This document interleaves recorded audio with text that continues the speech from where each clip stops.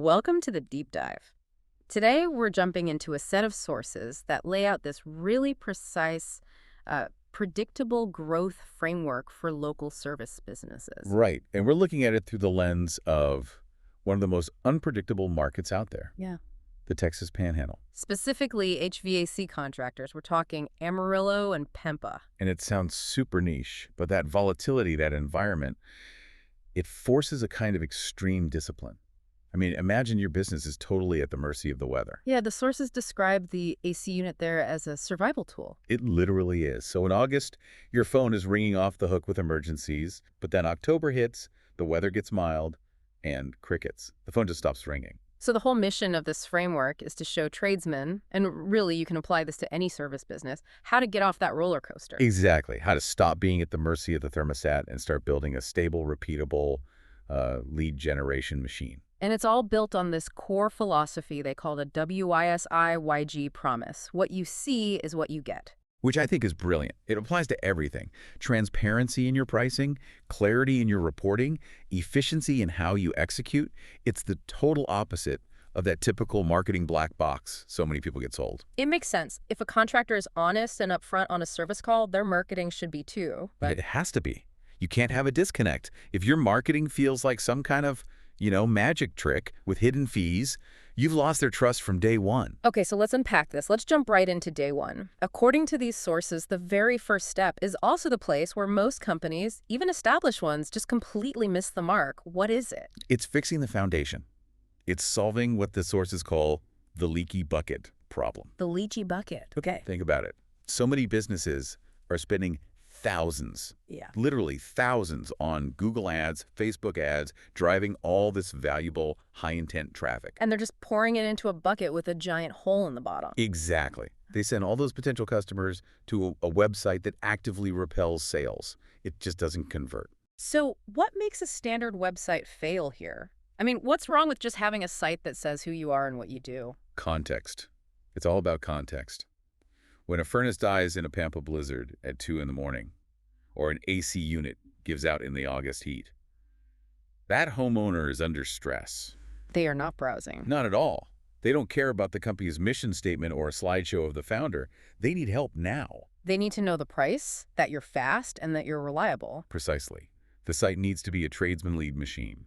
That means an obsessive focus on conversion rate optimization, CRO, and user experience, or UX. So practically, what does that mean? It means the site loads instantly on a phone, and the main call to action, that huge, obvious click-to-call button, has to be right there at the top. No scrolling. If they have to hunt for the phone number, they're gone. You've already lost them to the competitor whose site is easier. And what I found really interesting is how that WYSIWYG Promise applies even to building the website itself. Oh yeah, the upfront pricing. Right. The sources say the system uses a flat fee pricing model for the web development. It just cuts out all those hidden fees and scope creep you hear about with agencies. And that's critical. It sets the tone for the entire relationship. It says, we're transparent with our digital product, just like you're transparent with your service fees. It connects everything back to the tradesman's own work ethic. Okay, so the bucket is fixed. Right. The website is ready to convert. Now you have to get people there. That takes us to days 2 and 3, visibility and local authority. And this is where the sources make a really bold claim. They say if your business isn't in the Google Map pack. Those top 3 local results with the little map. Exactly. If you're not in there, you are effectively invisible to 70% of local searchers. 70%. That's a huge number. It basically makes local SEO like it's not a nice to have anymore. It's essential for survival. It absolutely is. This is where hyperlocal SEO becomes non-negotiable. For Google to put you in one of those spots, it has to be 100% certain you're a real, legitimate local business. And that starts with something called NAP consistency. Yeah, NAP consistency. Yeah. Name, address, phone number. It sounds simple, but it's where so many people mess up. I can imagine it's just a huge, tedious job for a business owner who'd rather be out fixing things. It is, but it's the foundation of Google's trust. If your business is Amarillo HVAC Co. on your website, it can't be Amarillo HVAC Company on Yelp and something else on Facebook. Any little difference, a typo, an old address. And Google's algorithm gets confused. You drop out of the map pack. It's that sensitive. So beyond just cleaning up those basic listings, how do you build that deep local trust? You target high-value regional directories. These act as, like, huge trust signals to Google. For this specific market, the sources mention things like the Pampa EDC, the Economic Development Corporation, or the Texas Panhandle Builders Association. So these are more than just listings, they're like local endorsements. Exactly. Local institutions verifying your local roots. And then, of course, you have to obsessively optimize your Google business profile, your GBP. The command center. Right. And it's not a set it and forget it thing. The system demands weekly updates using AI to help and professional, quick responses to every single review. You have to use the keywords people are actually searching for, like air conditioning service, Pampa TX, or 247 AC repair, Pampa. And that constant activity, that active management, it leads right into the strategy for day 3, which is all about agility. Yes, that market volatility. The extreme seasonal swings. This is the operational key. Yeah. Your marketing has to be fluid. You can't just run the same ad all year. When a polar vortex hits, you have to immediately push high-urgency ads for emergency HVAC repair Amarillo. But then what about the slow months? That's when you have to pivot hard. During the mild spring or fall, you aggressively switch your messaging to HVAC tune-up specials or, system replacement offers. So the emergency calls create those big revenue spikes, but the maintenance work gives you the stable cash flow. It smooths everything out. It's all about balancing that immediate demand with long-term business health. Which brings us perfectly into Phase 3, Days 4 and 5, and the WYSIWYG advantage. This is all about measuring what matters and being efficient. Right. This is where we cut out all the marketing fluff, the vague monthly retainers, the hidden costs. That's the pain point for so many business owners. And the antidote to that is a concept they call the Master Service Rate Card. A rate card, like for a service call. Exactly. Just like a good tradesman gives you an itemized quote for a job, this system provides an itemized list of marketing services with fixed prices. So you know exactly what you're paying for. A GBP optimization package costs X, a citation cleanup costs Y. Precisely. It doesn't limit flexibility, it eliminates scope creep.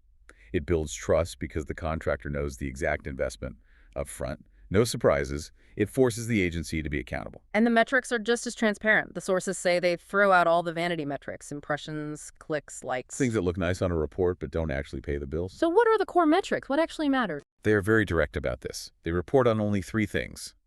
Lead and call volume, your local map pack visibility, because that's your opportunity pipeline, and the most important one, cost per qualified lead, or CPL. Okay, but CPL, lead volume, those are still marketing terms. How do you make a contractor who just wants to see the phone ring actually trust those numbers? But that's the key. It's not just cost per lead, it's cost per qualified lead. What's the difference? The framework makes the agency responsible for filtering out the junk before it gets reported. The tire kicker calls, the people outside the service area, they don't count. So if a contractor sees a CPL of, say, $40, they know that's $40 spent to get a real high-intent customer on the phone. So the metric itself is built on trust because it directly reflects a real job they can close. It gets rid of that whole "you're sending me bad leads" argument. Exactly. It forces accountability on both sides. If the CPL is good but the jobs aren't closing, well, then the conversation shifts to internal sales training, not finger-pointing. Okay, so day 5 brings in AI and this idea of the tech gap. Yeah, the skilled labor shortage is real. These tradesmen are wearing a dozen hats, they're on the tools all day, and then they're doing paperwork at night. They don't have time for admin. So AI isn't a replacement, it's a, what do they call it? An efficiency multiplier. Yeah. It's there to handle the admin load.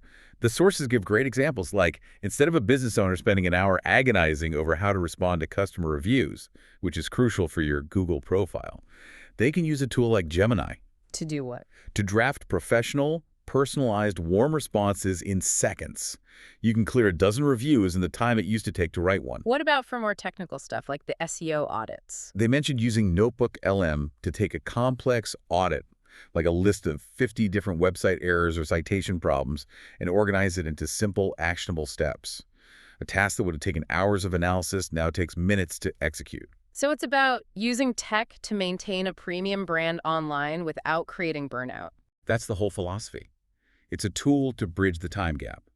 It lets the tradesmen focus on their actual expertise, diagnosing a complex system, while the AI helps maintain the quality of their digital storefront. Okay, that brings us to the final phase, days 6 and 7, quality control and the long game.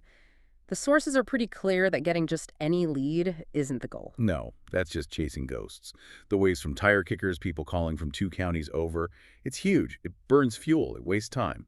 So day 6 is all about lead qualification. Using things like advanced website forms that ask the right questions up front. Right, filtering out the noise before the phone even rings, and I really like their B2B strategy. Using LinkedIn to target commercial jobs in Amarillo. It's so smart. Residential repairs, your steady work.